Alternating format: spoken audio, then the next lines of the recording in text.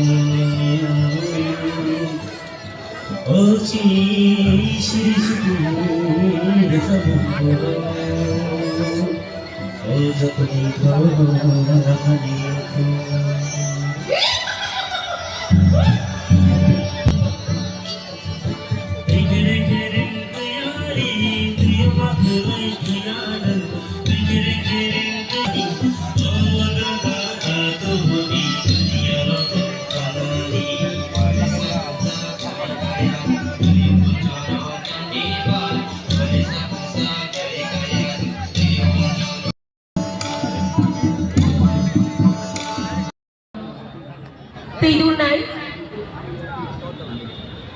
Songida Jakma তাই বিনিল কিসব